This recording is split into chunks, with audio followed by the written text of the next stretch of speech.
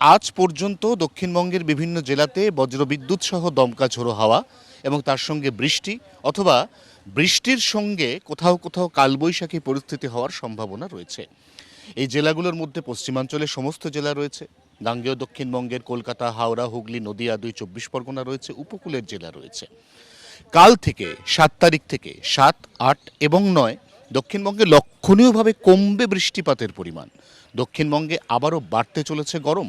গাঙ্গেয় দক্ষিণবঙ্গের কলকাতা সহ জেলায় জেলায় দিনের সর্বোচ্চ তাপমাত্রা আবারও ৩৬ ডিগ্রি অতিক্রম করতে পারে। পশ্চিমাঞ্চলের বিভিন্ন জেলায় সেই তাপমাত্রা ৩৮-৩৯-এর কোঠায় চলে যেতে পারে। ফিল লাইক টেম্পারেচার অনেকটাই বাড়তে পারে।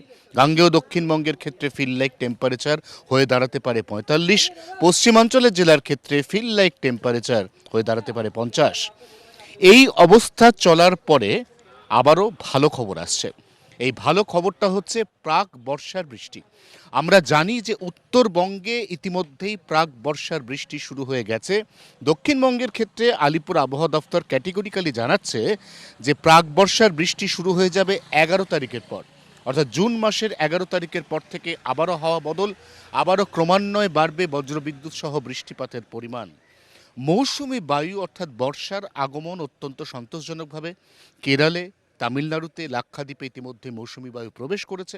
গাঙ্গেয় দক্ষিণবঙ্গে মৌসুমি বায়ু প্রবেশের কিছুটা দেরি আছে, কিন্তু তার আগে উত্তরবঙ্গে প্রবেশ করতে চলেছে বর্ষা।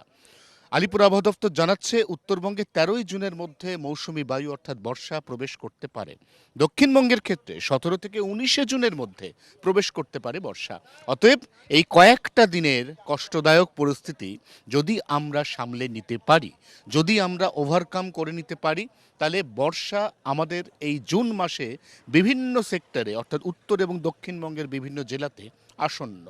তবে একটা আশঙ্কার কথা রয়েছে, এই বছর ২০২৬ সুপার এল নিনো বছর।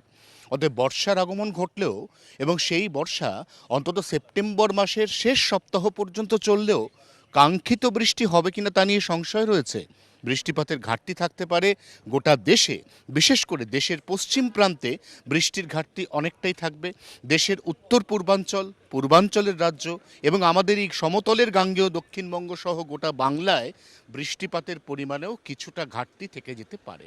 ২ চব্বিশ ঘন্টার জন্য ক্যামেরায় নবীনের সঙ্গে অয়ন, কলকাতা।